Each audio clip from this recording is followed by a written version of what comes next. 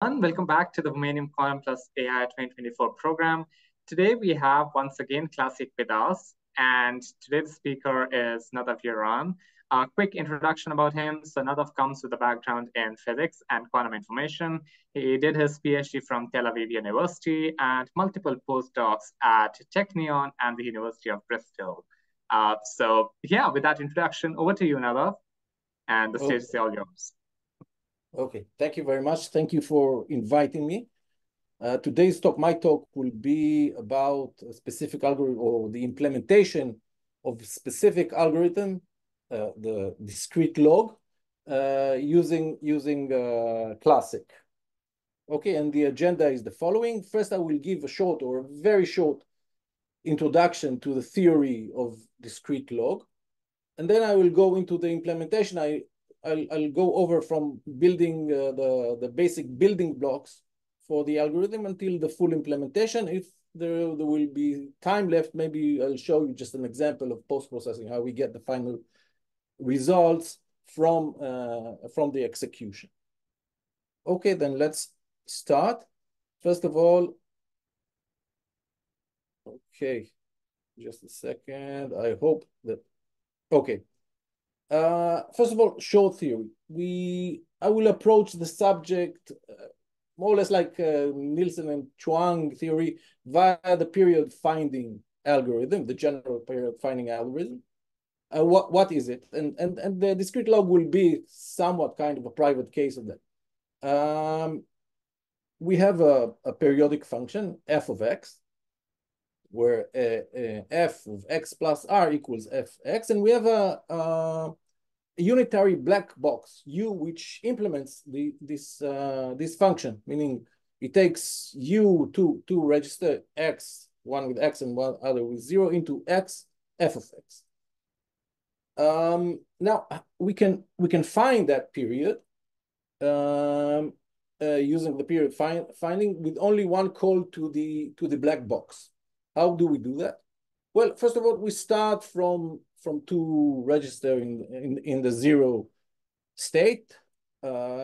We then apply a Hadamard transform, as in many algorithms, to the first register, where we have a superposition of all possible states. And then we apply the black box.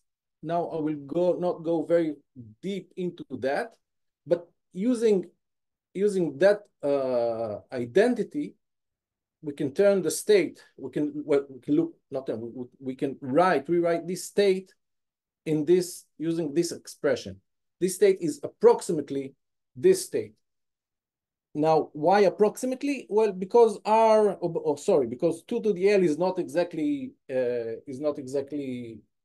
R or a multiple or an integer multiple of R. Therefore, there's some small discrepancy. But this is the usual thing that we know from phase estimation. And if we get close enough, then we can find the actual result that we are looking using some classical post-processing. And now looking at that expression, we look at the square brackets. This is something familiar. We know it from phase estimation, for instance. This is a sum over phases, and we know that if we apply the inverse Fourier transform to this expression, what we get in the top register is simply the phase, the L over R, or more accurately, something which is close to L over R. Measuring the first register, we get some kind of, and measuring the first register and interpreting correctly as a binary fraction, we know that we are close to the true L over R, and using the continuing fraction algorithm, we can find R, and this is what we're looking for.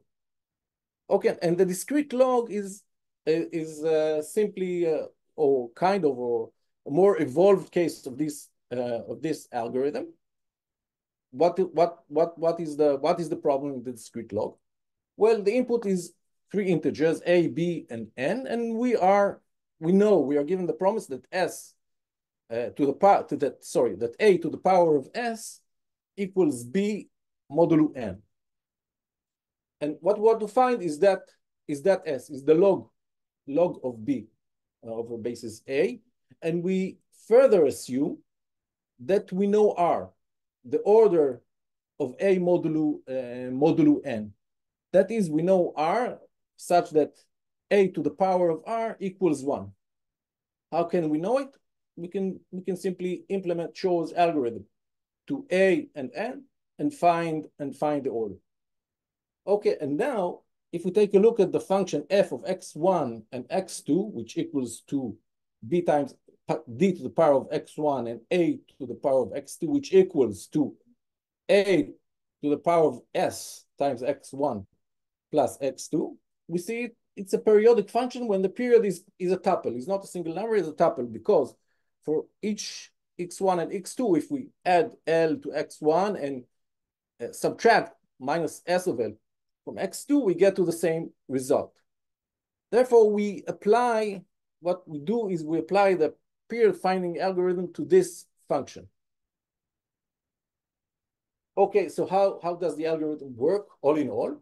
First of all, we'll start with 3 registers, all in the 0 state. And the first two each of them has the same number of bits as R that we found earlier. And we apply 2 Hadamard transforms to the first 2 registers, and then apply F. And F is registers in the 3rd register. So this is it. We go to the superpositions of everything in the first 2 registers and then apply F. Now, I won't go through the math, but eventually this can be written, or can be approximately, this is approximately this expression in here. Now, again, we use this definition and we got to this expression. And now we can see, we can take a look at the expression in the square brackets and see what we have to do. Again, we have to apply inverse Fourier transform to these 2 registers in order to get this expression. And what we have is some fractions which are close to L2 over R and SL2 over R. And if we take care of engineer our algorithm so it would be close enough, we can find the true L over R. We can find, first of all, we know R. We can find L2, and we can, with post-processing, eventually we can find the log S, which is what we're after. So this is a short description. Let's see how do we implement it with Classiq. Well, first of all, we've seen that actually all that we need is the same building blocks of the Shor algorithm, namely modular exponentiation. We need Hadamards, of course, which is simple. We need the inverse QFTs. But the main thing, of course, is the modular exponentiation. Only here we apply it twice. Now, when we implemented modular exponentiation, we implemented this specific implementation, this specific version of modular exponentiation in Shor, which is due to Beauregard. And this is the most economic version of Shor's algorithm in terms of the widths, in terms of the number of qubits. All in all, it needs only 2n plus 3 qubits. Well, how do we get to such a reduction in qubits, such a low number? Well, the thing is that 2 sources for it. First of all, it used QFT, used adders using the QFT method due to Draper, the famous paper of Draper. Therefore, it need not devote quantum register for the constant numbers now, for the classical numbers, and the number we want to factor, and A, which plays a part in it, the A which is part of the algorithm. And the second source of this reduction is that Beauregard did not implement the regular Shor circuit as you see in this drawing, it implemented first of all, the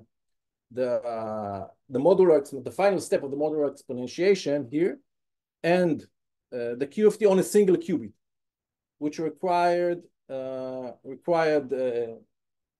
2n preparations or measurements and 2n preparations of new preparation on a single qubit. We did not follow that, so our implementation is actually what's in the figure, and therefore we need 4n plus 2 qubits. Okay, but we, as for the rest of the algorithm, we follow Beauregard's paper. Okay, first of all, first building block, addition in the Fourier space. Well, in the Fourier space, as Draper showed, addition is simply single qubit phase gates. You need to calculate. We want to add a constant, some A, classical number, to a quantum register B, which carries the number B, as in the drawing. We simply need to calculate the phases, and the calculation is done according to this equation here. Okay, where the AJs are the bits of the number we want to add. So this is very simple to implement, and having that kind of notice also that this adder is very easy to invert. You simply put the minus phases. Okay, once we have that, we can now construct the modular adder. And again, this is taken from Beauregard's paper. And this is how it goes. First of all, our assumption is that we want to add a constant A to a quantum register B, which carries the number B. Now, A and B must be smaller than N, the modular number. And further, we need to have some extra qubit or some extras called the overflow bit in the B register. So it has to have one more qubit larger than the number of qubits that needed to that is in N. And the circuit works as follows. First of all, in subcircuit A, what do? We simply add A to B. And this is all done. We didn't move out of the Fourier space. So we added in the Fourier space, we added number A to register B. In subcircuit B here, we subtract N from the sum, from A plus B.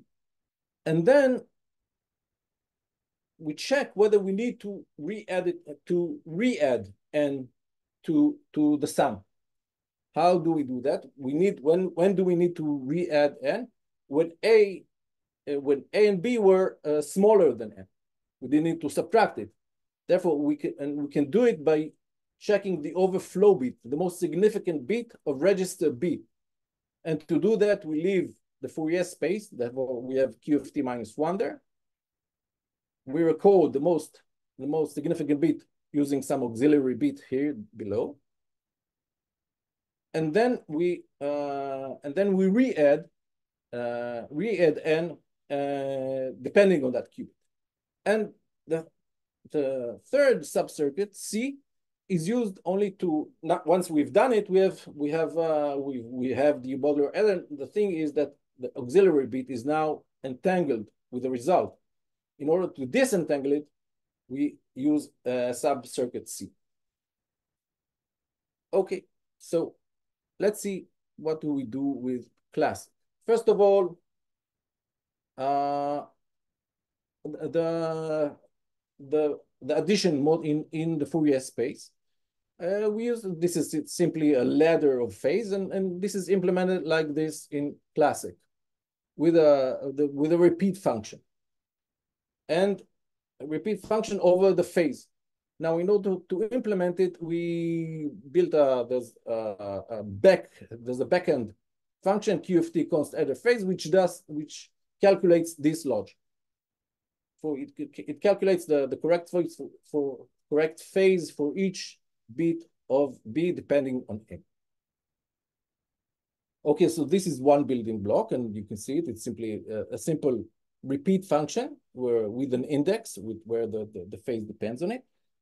And Now we need to have also, in order to implement the unit which checks the most significant bit, we need to implement, we would like to implement not a control, not a regular CX function. We wanted to implement our own function, because we wanted to implement either control with a 1 state as control, or with a 0 state. So this enters as the ref cint, as the parameter into the function, the control that you wish to apply. And once having that, we can implement what we call the check MSB function. It is implemented here simply using the within apply command, which implements the known form. If you have the u dagger form, which is very well used in many times in quantum computation in general. So we have this within apply construct in our language. And now we can use either the first check MSB or the second check MSB, depending on the reference.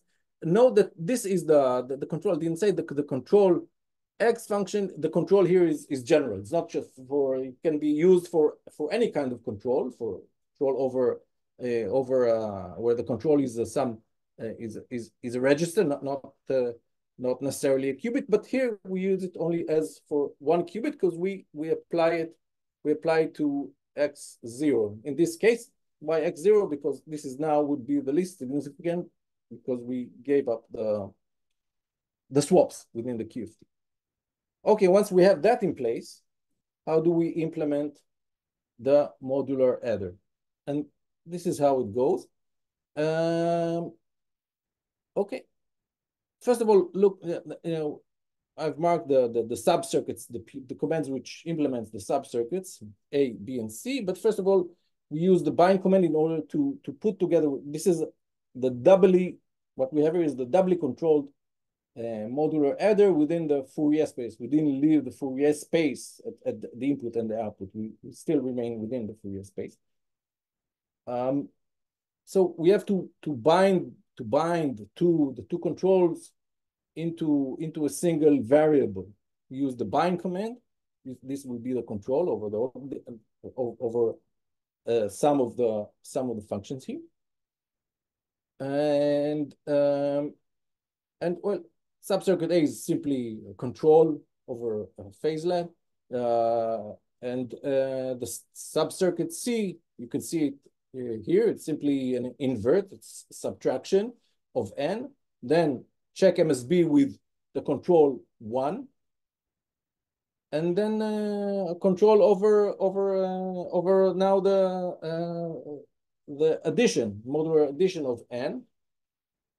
And for the subcircuit C, we use the within apply, because we have a QFT inverse and a QFT, the regular QFT at the end, so it fits this structure. And now we implement it using control 0 here.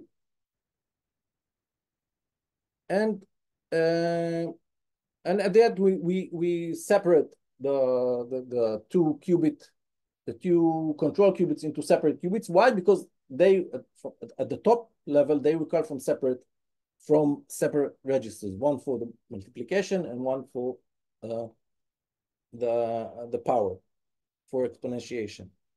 Okay, so this is implementation of the modular adder, and now it is kind of simply straightforward. Go from here to modular multiplication, simply a repeat of over the CMOD mult, the function of the modular addition. And here we leave the QFT space. We have QFT at the beginning, QFT at the end. Therefore, we can again use the within apply command. And now the thing is with this circuit is that it is an out of place multiplication. Now, if we want to repeat it with the exponentiation function, we'll end up with a lot of B registers here which will be added to our computer, so it will not be very efficient in terms of the width. In order to implement the modular exponentiation, we need to do it in place. We don't have to have various registers with various values. So we want to implement the in-place modular adder, and we do it like that. This is a trick. Again, it still follows Borgard's paper, and this is some well-known trick from reversible computing. We first use modular multiplication, then do a swap between two registers, and then use the inverse modular multiplication, this time with the inverse of A, with the values of inverse A modulo n. And this is implemented here. This is just implementation. Here is the multi-swap is implementation of the control, implementation of the swap between two registers. It operates, although they're not exactly with the same number of qubits. One has one more qubit, but that's fine. We need to simply swap the n of them out of the n minus 1. And this is the implementation of the in-place modular multiplication. We can see we have a CMOD mult and an inverse over the CMOD function, where here we have another backend function which calculates the inverse of A modulo n. Okay, and now again, this is pretty much straightforward now to use it in modular exponentiation. We simply have to repeat modular multiplications the number of times, which depend on the upper register here. Note, okay, yes, this is it. Repeat over the what I call CMUL pair, this pair of modular multiplication terms. Okay, and note, if I'll go up, maybe note, sorry. Okay, here that what we have here is the x, and the outcome will be A times x modulo n, and in the modular multiplication, once we have to input one into to get the modular exponentiation. However, if we put some x, it will be x times the modular exponentiation of A. Okay, and this is how this is implemented. This is how we implemented modular exponentiation. But now we have a backend function which works very similarly to this. All this appears in the Shor in our GitHub repo, in the Shor implementation of Shor notebook. But in order to implement discrete log, we need to implement it, as I said, twice. And this is the function that operates within the discrete log algorithm. We have now a backend, a modular x function. I'm sorry, let me go back. It is a bit different. What I want to show, another thing is, is here. We'll go back to the modular multiplication, is that now we have, I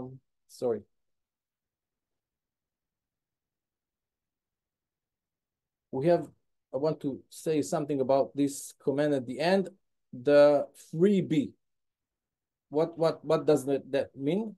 It means that when we know we have some at the end of some function or at the end of some subcircuit, we know that we have the value that the register carries the value 0. We can free it. We can tell the engine, the synthesis engine, look, this register is now with the zero state. It is not entangled to anything, and you can reuse it. You can use it to do whatever you want. This is the command print. Okay, we went over this. Okay. So in the implementation of the full discrete log algorithm,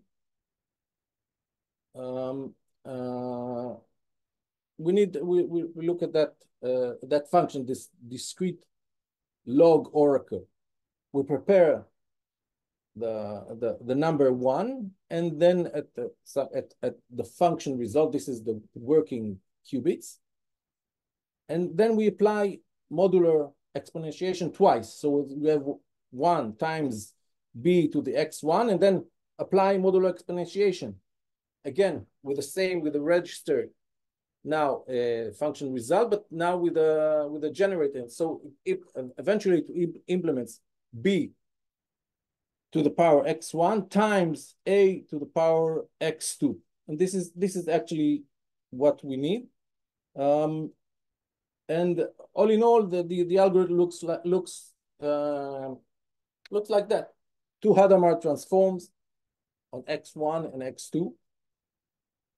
Discrete log oracle, which implements the 2 times of the modular exponentiation, and 2 separate QFT, inverse QFT transforms. We have the invert here to apply the invert QFT transform, and basically this is it. Maybe I'll show the let me. Okay, this is what we have as a circuit. And we see the structure of the circuit. This is our IDE tool. We have 2 Hadamard transforms on the 2 registers.